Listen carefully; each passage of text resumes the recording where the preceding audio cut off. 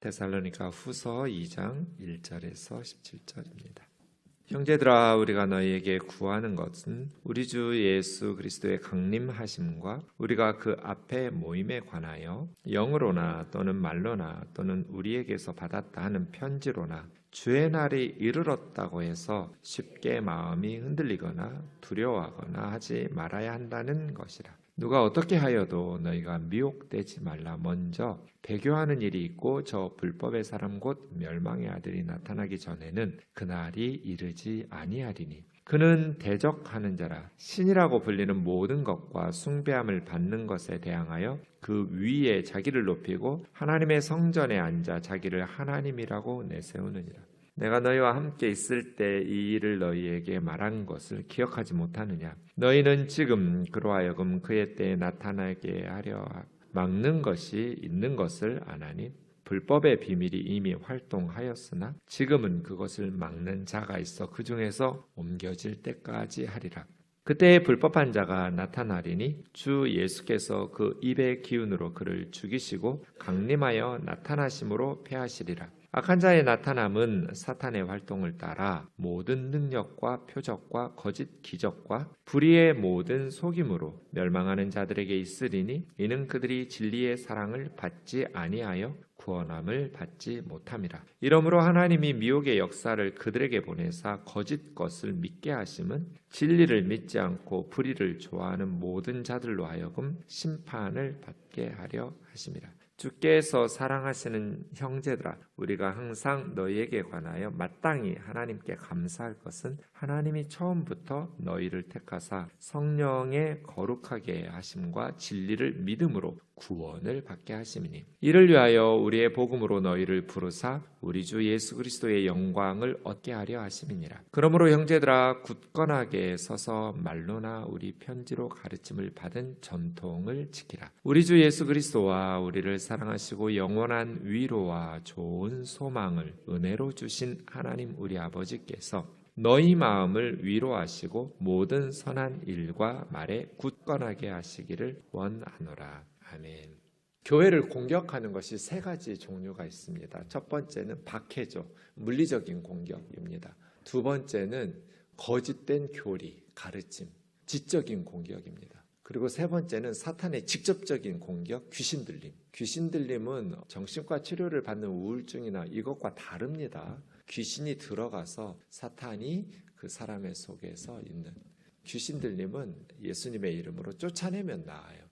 우울증이나 이런 것들은 제가 내과에 다니는 것처럼 위가 소화기 계통이 아파서 내과 병원에 다니는 것처럼 그냥 정신과 병원에 다니는 건 똑같은 거예요. 그거는 귀신 들림과 다른 사항인데 가끔은 정신과 치료가 필요한 성도들을 귀신 들렸다고 해가지고 막 쫓아낸다고 엉뚱한 좋지 않은 슬픈 일들이 벌어지기도 하는데 다릅니다.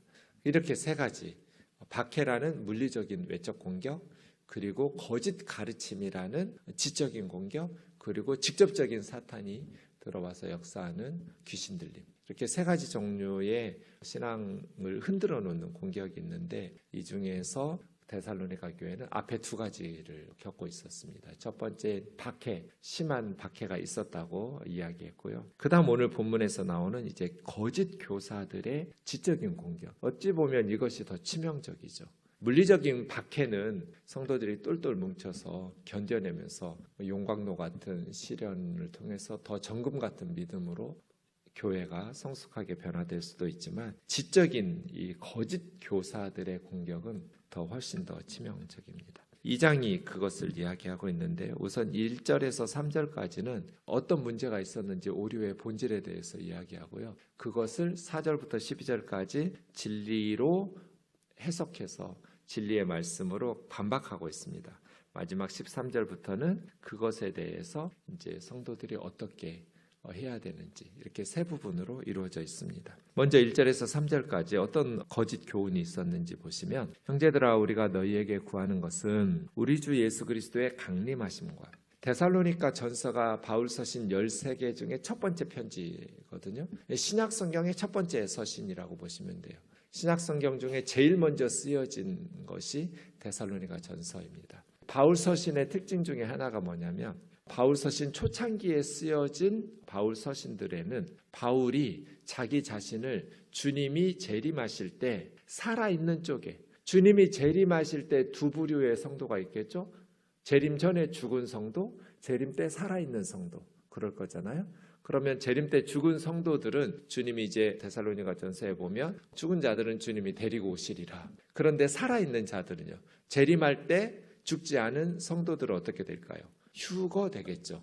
공중으로 들림 받아서, 물론 이 몸 이대로 천국에 못 가요. 지금 우리의 몸은 지구라는 세상에서 살기에 적합한 몸의 형태이고요. 천국은 지구하고 달라요. 시간도 공간도 모든 게 달라져서 주님이 지구에서 살기 위해서는 우리와 똑같은 인간의 모습으로 성육신하셨지만 이제 십자가에서 죽으시고 천국에 가셔야 돼서 이제 승천하셔서 천국에서 사시려는 몸으로 체인지 되죠. 부활이에요. 부활하신 주님의 몸은 유령하고 달라요. 유령은 뭘 먹거나 뭐 만져보라 이런 몸이 없어요. 하지만 부활의 주님, 부활체를 가진 주님은 먹기도 하시고 제자들 앞에서 또 만져보라고, 유령은 살과 몸이 없지만 나는 있다고. 그 부활하신 주님의 몸이 승천하셔서 천국에 가서 사시기에 적합한 몸의 형태로 체인지된 거잖아요. 휴거할 때, 재림 때 살아있는 성도들은 부활하신 주님의 몸과 같이 변화돼서 천국에서 살기에 적합한 몸의 형태로 체인지되겠죠.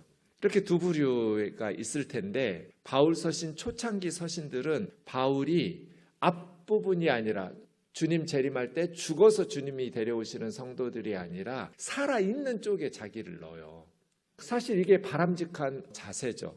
내가 살아있을 때 주님이 재림하신다는 경각심을 가지고 신앙생활을 해야지. 어차피 나는 뭐 더 빨리 죽을 수도 있지만 적어도 내가 80까지는 살지 않겠어? 뭐 그때까지는 주님이 재림하지 않으실 거야. 내 생전에는 안 오셔. 이렇게 판단하면 여러분, 우리 상황이 아닌데 몇백 년 후에 일어날 일이 지금 우리에게 무슨 영향력이 있겠어요? 그 사건이 우리에게 일어난다고 생각하면 그건 이제 남의 문제가 아니니까 준비하겠죠. 더 경각심을 가지고. 이런 신앙생활이 바람직한 거죠. 오늘 오실 수 있죠. 내일 오실 수도 있고 100년 후에 1000년 후에 오실 수도 있지요. 물론 몰라요. 그런데 우리는 어떤 자세로? 기름을 등불을 준비하고 있는 슬기로운 다섯 처녀와 같은 자세로, 어리석은 다섯 처녀처럼 늦게 올 거야 신랑이, 이렇게 기름 준비하지 않고 등불을 준비하고 있지 않는 성도처럼 사는 것은 어리석은 신앙생활이죠. 그러니까 바울이 자기 생전에 주님 오실 걸로, 그래서 데살로니가 전후서는 살아있는 쪽에 놔요. 휴거되는 쪽에 자신을. 근데 이제 바울 서신 후반부 서신들, 뭐 빌립보서나 디모데후서나 이런 서신들에 보면 바울이 자기 생전에 주님의 재림이 없을, 그러니까 죽는 쪽에 놔요 자기를. 그렇게 좀 달라지는 것을 우리가 볼 수 있습니다. 어쨌든 우리는 우리 생전에 오실지, 그럼 에녹처럼 우리도 죽음을 경험하지 않고 엘리야처럼 체인지 변화돼서 재림의 주님을 맞이하겠죠. 그러나 뭐 우리가 언제인지는 알 수 없으니. 데살로니가 성도들 충분히 영적인 양육을 못했다고 그랬잖아요. 길어야 뭐 3, 4개월 정도. 3주 새 1회에 거쳐서 안식일에 설교하고 교회가 세워졌고, 그 다음 불량한 사람들, 조폭들 동원해가지고 유대회당에서 선교사들 죽이겠다고 하는 바람에 쫓겨나듯이 베레아로 갔고, 베레아까지 고린도에서 한 80km 정도 되거든요. 그러니까 한 3일 정도 걸어와야 돼요. 사흘 정도를 조폭들 끌고 베레아까지 와가지고, 베레아에서 다시 바울은 아테네로 갔고, 아테네에서 고린도에 와서 지금 고린도에서 1년 6개월, 1년 반 동안 사역하면서 데살로니가에 편지를 쓰고 있는 데살로니가서인데요. 어쨌든 그 데살로니가 교회는 충분한 영적인 양육이 없어서 그랬는지 아주 기초적인 것들에 대해서 이렇게 많이 교육이 안 됐다, 이런 생각을 해보면 됩니다. 주의 강림에 대해서, 그리고 그 앞에 모임, 주님이 재림하실 때 하나님의 백성들이 모이죠. 우리나라 이단들은 재림과 강림은 다르다. 지금 재림 예수님이 강림하셨고 다시 재림할 것도 다르다. 뭐 이런 식으로 말장난하거든요. 강림은 위에서 내려온다는 거고 재림은 다시 오신다는 건데 표현이 다를 뿐 같은 사건이에요. 주의 강림이나 재림이나 똑같은 사건이지 이미 재림 예수님은 자기들이 믿는 교주겠죠. 오셨고 재림이나 강림 또 있다. 이런 식으로 강림과 재림을 구분해가지고 자기 교주가 재림 예수인 것처럼 다시 오신 분인 것처럼 말하는데 거짓말이에요. 주의 강림, 주의 재림이에요. 에 대하여 그리고 그 앞에 하나님의 백성들의 모임에 관하여 영으로나, 그러니까 영으로 예언을 받았다, 영적인 음성을 들었다 이렇게 가르치거나 혹은 말로나, 이거는 뭐 신비적인 영의 그런 체험 없이 말로 가르치거나 혹은 우리에게 받았다는 편지로나. 그래서 3장 17절에 보면 친필로 사인하는 내용이 나와요. 위조 편지죠. 바울의 편지인 것처럼 거짓 교사들이 바울이 개척했던 선교했던 교회들에 이렇게 편지를 들이밀면서 자기들이 가르치고 싶은 내용으로 왜곡해서 가르치는 것이죠. 그래서 바울 서신에 친필 사인을, 목사님 바울 서신을 왜 친필 사인할 필요가 있었어요? 당시에 종이가 비싸요. 그래서 작은 글씨로 써야 되는데 바울이 눈이 안 좋아요. 그래서 큰 글씨로 쓰면 이걸 어떻게 불편해요. 부피가 커지고 종이 양이, 양피지 양이 늘어나니까요. 그래서 시력이 좋은 사람이 바울이 구술해서 불러주는 내용을 바울 서신으로 다 쓴 거예요. 작은 글씨로. 그랬는데 위조 편지들이 이렇게 바울의 이름으로 들이밀면서 거짓 교사들이 그렇게 못된 짓을 하니까 뒷부분에 바울의 진짜 서신이라는 친필 사인같이 3장 17절이에요. 그런 식으로 편지가 쓰여지거든요. 영으로나 무슨 황홀경 속에서 성령의 음성을 들었다고 하는 사람들이나 그런 것 없이 말로나 우리에게 받았다고 하는 위조 편지로나 내용이 뭐예요? 주의 날이 이르렀다. 주의 강림을 기다리면 안 된다는 거예요. 재림을 이미 이르렀다는 거예요. 여호와의 증인들처럼. 여호와의 증인이 사무엘 러셀이 1874년에 자기가 재림 예수라고 그렇게 시작된 게 여호와의 증인이에요. 근데 이것을 두 번째 레더포드가 후계자인 러셀의 후계자가 1914년에 아니라고 약간 바뀌었는데 그럼 이제 무너지니까 실제 오기는 했지만 눈에 보이지는 않는다. 뭐 이런 식으로 보이지 않게 하나님 보좌 우편으로 옮기셨다 다시 재림 예수를. 이런 말도 안 되는 짓거리를 가르치면서 한 게 여호와의 증인이에요. 어쨌든 이미 왔다는 거예요. 뭐 신천지나 하나님의 교회나 이런 이단 거짓 선생들처럼. 근데 얼마나 많은 사람들을 미혹해서 지옥으로 끌고 가고 있어요. 주의 날이 이미 이르렀다. 재림 예수가 이미 왔다. 이렇게 말하는 거예요. 그렇게 가르치는 거짓 선생들에 대하여 시동심하거나 마음이 흔들리거나 그렇게 두려워하거나 하지 말아야 된다. 그러니까 불안한 거죠. 데살로니가 성도들은. 재림을 기다리고 있었는데 이미 왔다고 하니까 재림 예수가 주님이 강림하셨다고 하니까 마음이 흔들리고 불안하고 두렵고 그랬던 것에 대해서 누가 어떻게 하여도 너희가 미혹되지 마라.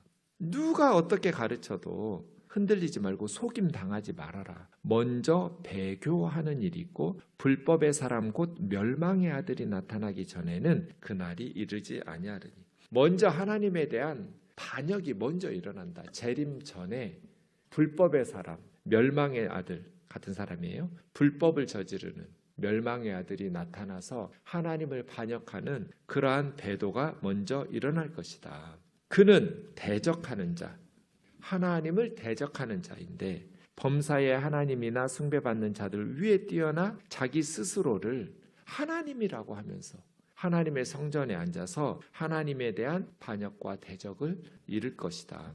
그러니까 자신을 숭배하도록 하는 대대적인 반역이 나타나게 될 것이다.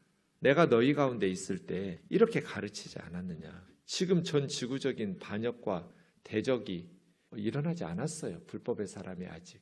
역사하고는 있지만 아직 그런 사건이 너희 모두에게 알려질 수 있도록 나타나지 않았으니 아직은 아니라는 거죠. 너희는 지금 6절이요. 그로하여금 그의 때에 나타나게 하려고 막는 것을. 그러니까 왜 불법의 사람, 대적의 사람이 지금 나타나지 않았는가? 모든 사람의 눈에 드러나지 않는가? 주님께서 막고 있기 때문이에요. 그러니까 그 대적의 사람은 인간이에요. 그런데 사탄이 배후에 있어요. 사탄의 역사로 많은 사람들을 미혹해서 자기를 섬기도록 모든 신들 위에 자신을 더 높이고 하나님으로 불리우면서 천하를 미혹하는데 불법의 비밀은 이미 활동하고 있지만 지금 나타나지 않은 것, 사람들 눈에 나타나지 않은 것은 하나님께서 막고 계시기 때문이다. 언젠가 하나님께서 막고 계시는 것을 거둬들이시고 그 불법의 사람, 대적의 사람이 일하게 할 때는 그때가 이제 8절이에요. 그때 불법한 자가 나타나리니. 6절, 7절처럼 지금은 하나님께서 막고 계셔서 드러나지 않았어요. 아직 나타나지 않았어요.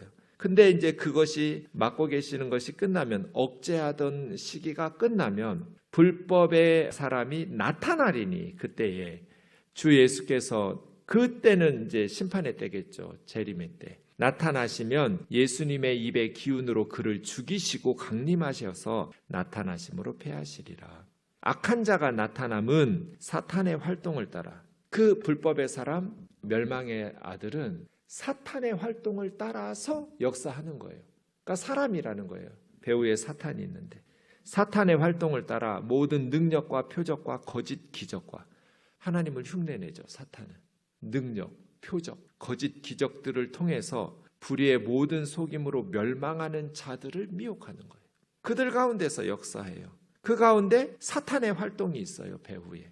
이는 그들이 진리의 사랑을 받지 아니하여 구원을 받지 못합니다. 왜 속임을 당하는가? 왜 불법의 사람에게 사람들이 속임을 당해서 멸망을 받는가? 진리의 사랑을 받아들이지 않기 때문이에요. 예수 그리스도의 참된 복음의 진리의 사랑을 받아들이지 않기 때문에 불법의 사람에게 사탄의 활동으로 기적을 베풀고 표적을 베풀고 능력을 베푸는 그러한 거짓의 사람에게 속아서 함께 멸망으로 넘어간다는 거예요. 이러므로 하나님이 미혹의 역사를 그들에게 보내사 거짓 것을 믿게 하심은, 하나님이 진리의 사랑을 받아들이지 않으니까, 예수 그리스도의 십자가와 부활의 복음을 통해서 전파된, 나타나고 드러난 하나님의 참된 진리의 사랑을 받아들이지 않기 때문에 하나님께서 불법의 사람을 믿도록 방치하는 거예요. 참된 예수 그리스도의 진리의 사랑의 복음은 거부하고, 믿기를 거부하고 고집을 피우니까 이제 하나님께서 그들이 선택하는 대로 내버려 두는 거예요. 너무 속상하지만 인간은 스스로의 선택에 책임을 져야죠. 예수 그리스도를 선택하든지 예수 그리스도의 복음을 거부하든지 그 책임은 스스로 져야 돼요. 그래서 진리의 사랑을 받아들여서 구원함에 이르기를 원치 않는 선택을 하는 어리석은 사람들은 하나님께서 유혹을 저희 가운데 믿도록 그냥 내버려 두는 거예요. 그래서 거짓 것을 믿게 하심은 진리를 믿지 않고 불의를 좋아하는 모든 자들로 하여금 심판을 받게 하려 함이라. 맞잖아요. 지금 우리 가운데 진리를 믿지 않고, 사람들이 참된 진리의 복음을 전하면 안 믿어요. 개독교니 뭐 어쩌니 해가면서 조롱하고 비웃어요. 진리는 믿지 않고 불의를 좋아하는 모든 자들, 그러면서 거짓 것을 믿어요. 그들은 어떻게 되겠어요? 심판을 받겠죠. 마지막 13절부터 이것이 진리로서 반박한 거예요, 바울이. 그럼 이제 우리는 어떻게 살아야 되는가? 주께서 사랑하시는 형제들아, 우리가 항상 너희에 관하여 마땅히 하나님께 감사할 것은 하나님이 처음부터 너희를 택하사, 데살로니가 성도들은 그렇지 않죠? 택하사 성령의 거룩하게 하심과 진리를 믿음으로 구원을 받게 하심이니. 우리가 선행으로 구원받고 뭐 이런 거 아니에요. 득도해서 구원받는 것이 아니라 성령께서 우리를 믿게 하셨어요. 그 성령이 거룩하게, 거룩은 구별하는 거죠. 성령의 거룩하게 하심과, 하나님이 택하신 사람들은 성령의 거룩하게 하심과 예수 그리스도의 복음의 진리를 믿음으로 구원을 받게 하시는 거예요. 교회 다니는 것이 중요한 것이 아니라 예수 그리스도의 복음의 진리를 믿는 게 중요한 거죠. 거듭나는 게 중요한 거예요. 진리의 복음을 믿고 옛사람이 죽고 새사람으로 거듭나는 성령의 거룩하게 하심과 진리를 믿는 믿음으로 하나님의 백성 되는 것이 중요한 것이죠. 그것을 감사하죠. 뭐 돈 버는 거 감사하고, 뭐 직장 취직한 거 감사하고, 감사할 일이 많죠. 범사에 감사할 게 참 많은데 우리가 가장 감사해야 될 게 뭐예요? 예수님의 제자들이 둘씩 짝지어 가가지고 막 전도의 역사가 나타나고 막 돌아와서 예수님 앞에서 자랑하고 흥분해서 주여 주여 우리가 주의 이름으로 명하니 사탄이 나가더라고요. 많은 사람들을 전도한 그 사역의 열매를 자랑할 때 주님 뭐라고 제자들에게 말씀하셨어요? 나도 봤다. 사탄이 하늘에서 떨어지는 거. 그런데 그러한 사역의 성공적인 열매로 기뻐하지 말고 너희 이름이 하늘의 생명책에 기록된 것으로 더 기뻐하라고. 그러니까 사역의 열매, 성공적인 이 땅에서 사역의 열매도 기쁘고 감사할 일인데 정말 감사할 건 13절이에요. 구원받은 기쁨, 구원의 감격, 우리 이름이 하늘의 생명책에 기록되어 있다는 감격 말이에요. 웬일인지 웬 말인지 나 같은 죄인이 예수 믿고 구원받은 거, 하나님이 택해 주셔서 성령의 거룩하게 하심과 진리를 믿게 하시는 거, 이 구원의 기쁨과 감사가 하나님께 항상 감사하고 마땅히 하나님께 감사함은이잖아요. 이게 우리가 항상 감사하고 마땅히 감사해야 될 일이에요. 하나님이 우리를 택하셔서, 하나님이 택하신 거예요. 우리가 먼저 믿은 것이 아니라 내가 먼저 너희를 택하셨다고 주님이 말씀하신 것처럼 하나님이 먼저 우리를 택하셔서 성령의 거룩하게 하심과 진리를 믿게 하심으로 하나님의 자녀 삼아주신 것을 우리가 항상 감사하고 마땅히 감사해야죠. 주님의 표현대로 하면 가장 감사해야 돼요. 근데 우리는 사역의 열매를 나타날 때는 너무너무 기뻐하고 감사하지만 내가 구원받은 감사와 감격은 놓칠 때가 많지요. 이를 위하여, 이 하나님의 구원을 위하여 우리의 복음으로 너희를 부르사 우리 주 예수 그리스도의 영광을 얻게 하려 하심이니라. 그러므로 형제들아 어떻게 해요? 굳게 서라. 흔들리지 마라. 거짓 선생들에게 흔들려서 뭐 옆에서 뭐가 어쩌고 저쩌고 흔들리지 마라. 우리에게 받은, 우리의 편지로 가르침을 받은 전통을 지켜라. 지금 써주는 이 참된 교훈을 지켜라. 우리 주 예수 그리스도와 우리를 사랑하시고 영원한 위로와 좋은 소망으로 은혜를 주신 하나님 우리 아버지께서 너희 마음 위로하시고 모든 선한 일과 말에 굳건하게 하시기를. 그러니까 15절과 17절 굳게 서라. 굳건하게 해라. 이게 결론이에요. 하나님 앞에 위로해 주시고 성도들을 굳건하게 세워주시기를 기도하면서 마무리하고 있습니다. 우리 우면동 식구들 뭐 박해이든지 굳게 서서 견뎌내야 돼요. 거짓 교훈은 우리가 진리의 말씀, 바른 성경 해석으로 바르게 분별해서 용납하지 말아야 되고, 또 사탄의 직접적인 공격은 나사렛 예수의 이름으로 축사해서 사탄을 쫓아내서 굳게 서서 믿음으로 승리해야 돼요.